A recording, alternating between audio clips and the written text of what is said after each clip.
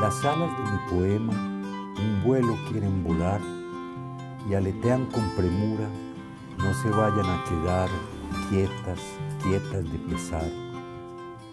Y no arrancan, ay, ay, ay, y no aciertan, ay, ay, ay, esas alas a volar.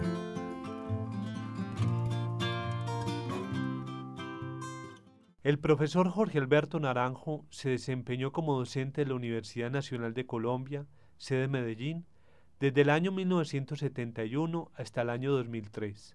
Su actividad en áreas de la ciencia y de las técnicas se desarrolló principalmente en los campos de la mecánica y la hidrodinámica, a los cuales dedicó numerosos cursos, seminarios y conferencias, y en los que dirigió decenas de tesis y trabajos de grado. Miles de ingenieros se formaron bajo su lúcida orientación y bondadosa influencia. Sus libros y numerosos ensayos, tanto los inéditos como los publicados, abordan con cuidadoso rigor temas que son propios de la física racional, pero ellos sin descuidar ni un instante el interés fundamental por la experimentación y el hecho natural. En su obra se combinan la sensibilidad del artista y la cultura del filósofo, con la mirada precisa e incisiva del hombre de ciencia. Esta entrevista considera estos aspectos de la obra del maestro.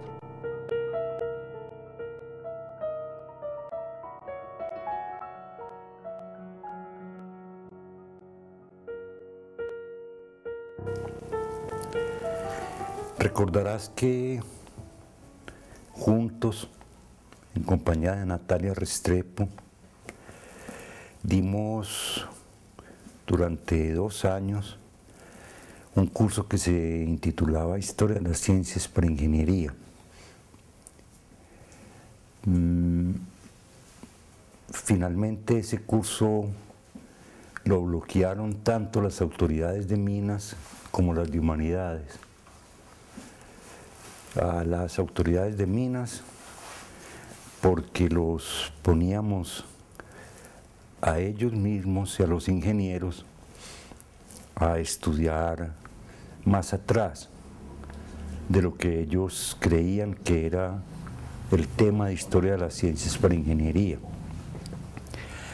Y a los de humanidades, casi todos filósofos, porque la única epistemología que conocían era la de Coiré, y si mucho se devolvían hasta los griegos, sin conocer siquiera los nombres de los ingenieros presocráticos, sino solo los de los filósofos.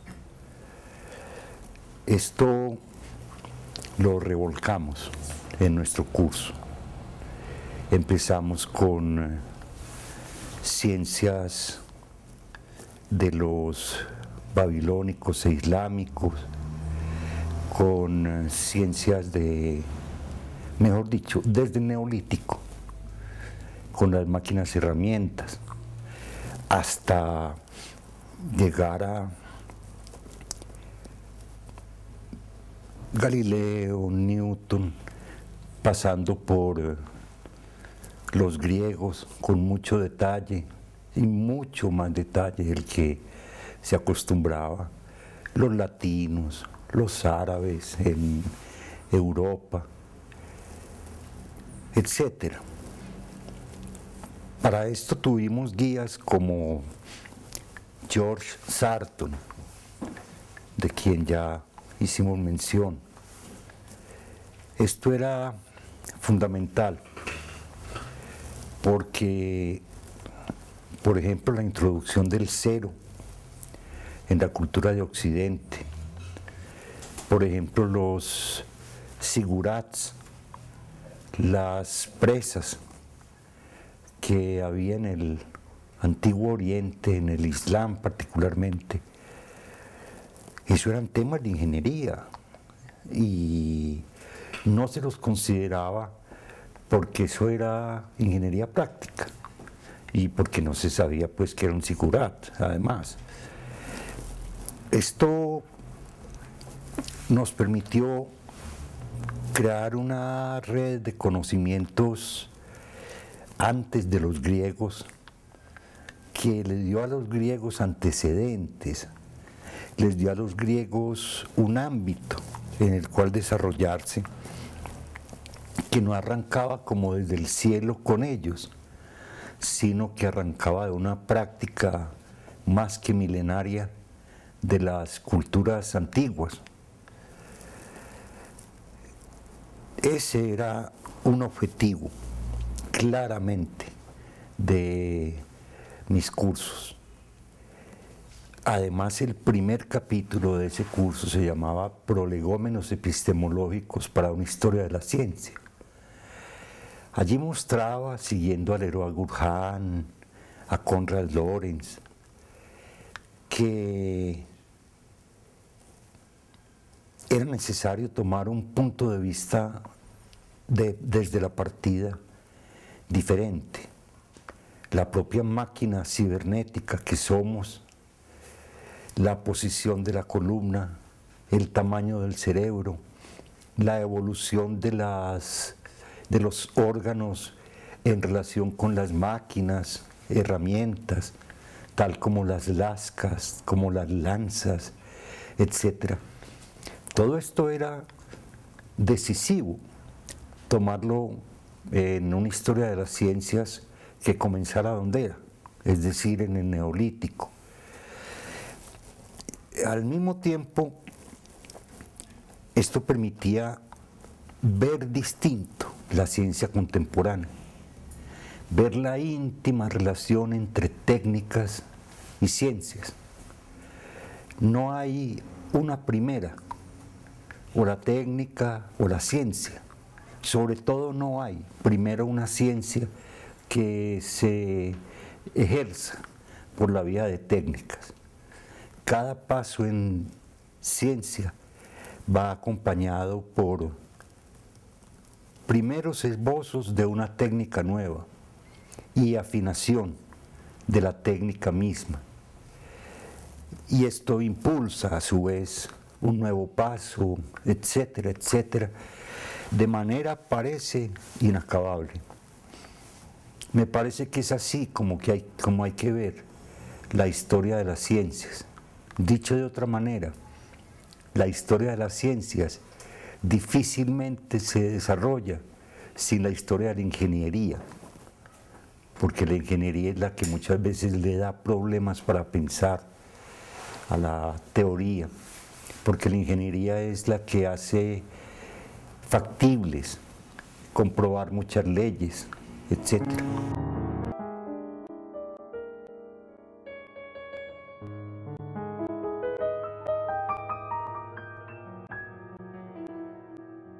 Recientemente he oído a muchos de los amigos o de los colegas expresarme lo que sentían con mi diversidad de estudios. Esto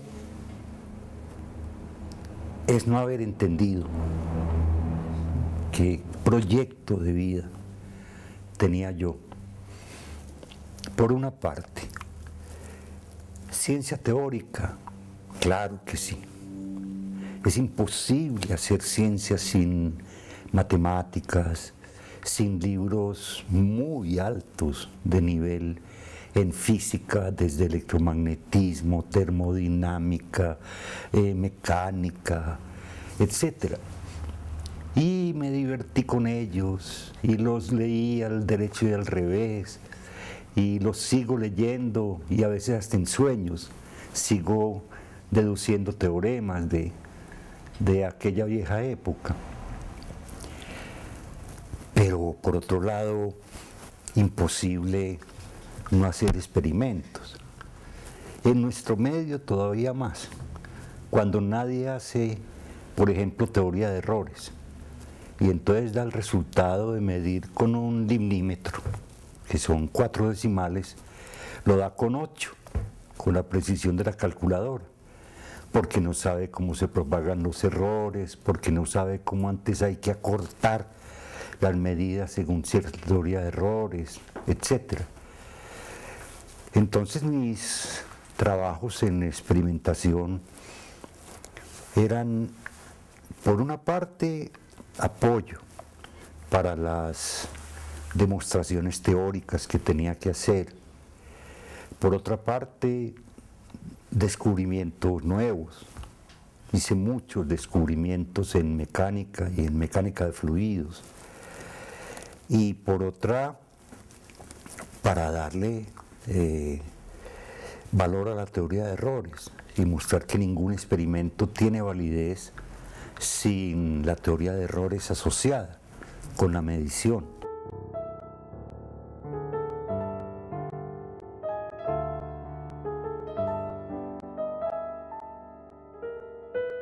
La melancolía que sentía Leonardo tiene, a mi ver, una calidad distinta a la melancolía que hoy se puede sentir.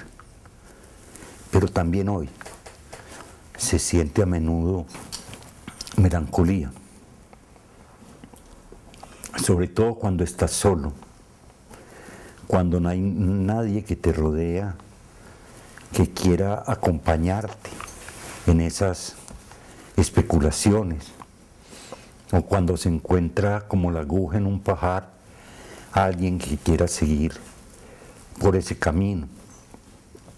Sin embargo, sobre todo con mis alumnos, tuve compañías muy hermosas.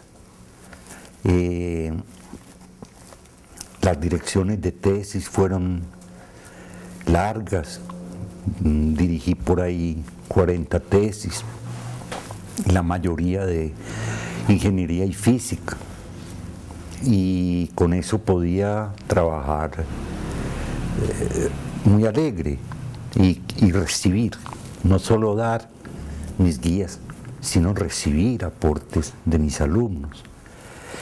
Eso me permitía no dejarme hundir en la melancolía, pero de hecho muchas veces de mi vida he tenido que luchar duro contra esa enfermedad que Aristóteles llamaba la enfermedad de los lúcidos y que le dio a Durero tema para una de sus más bellas pinturas, La Melancolía II.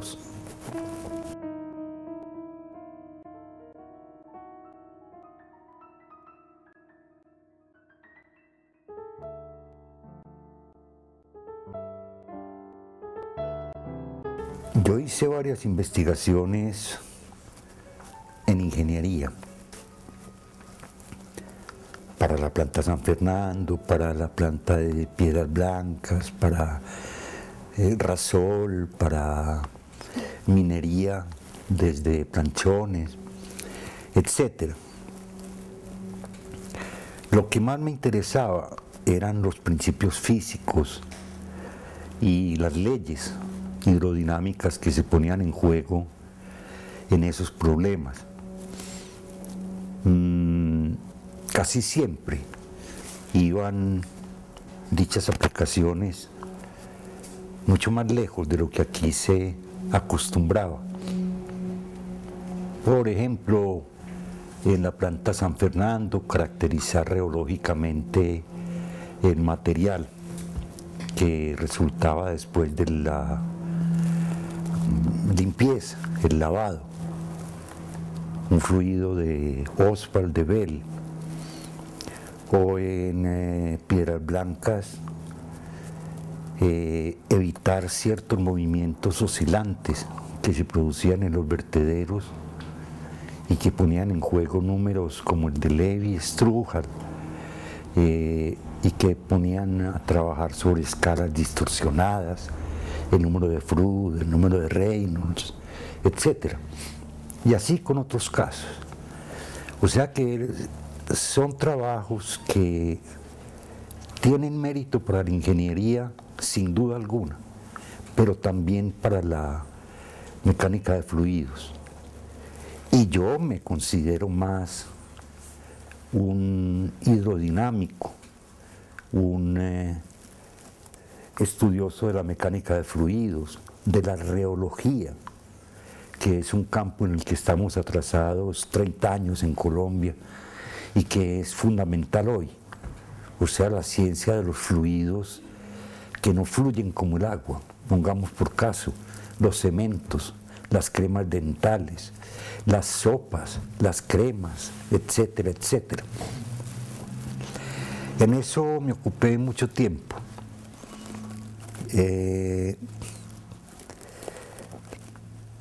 Sí, creo que más era un científico que un hombre práctico, pero atención, un científico capaz de hacer experimentos, capaz de la experiencia y que jamás separó una cosa de la otra.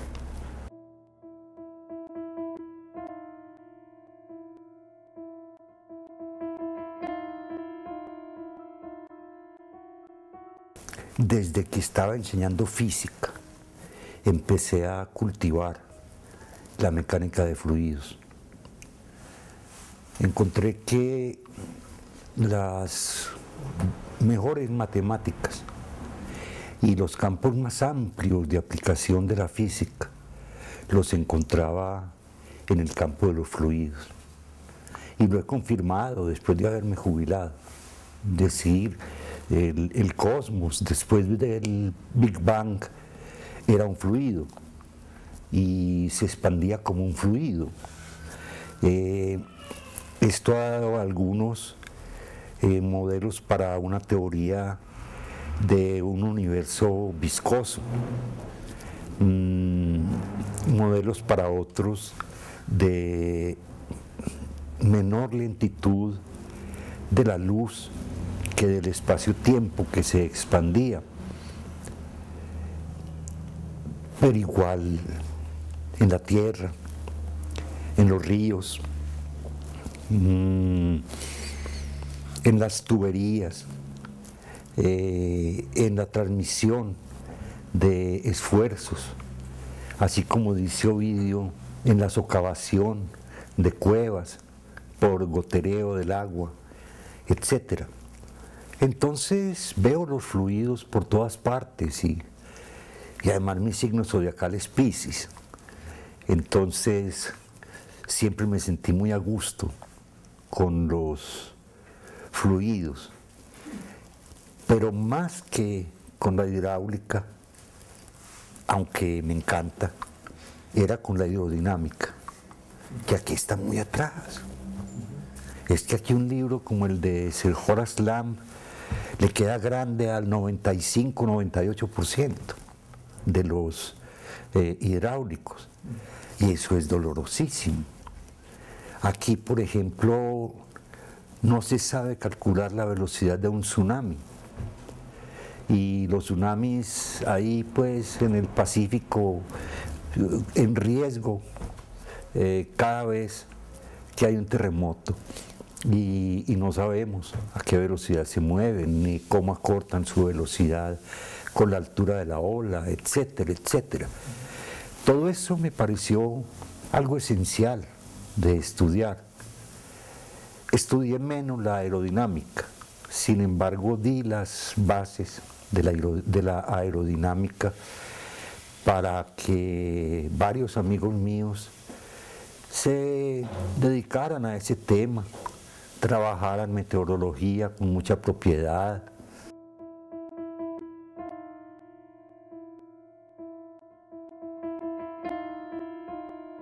Bastantes alumnos se han vuelto tales expertos en esos campos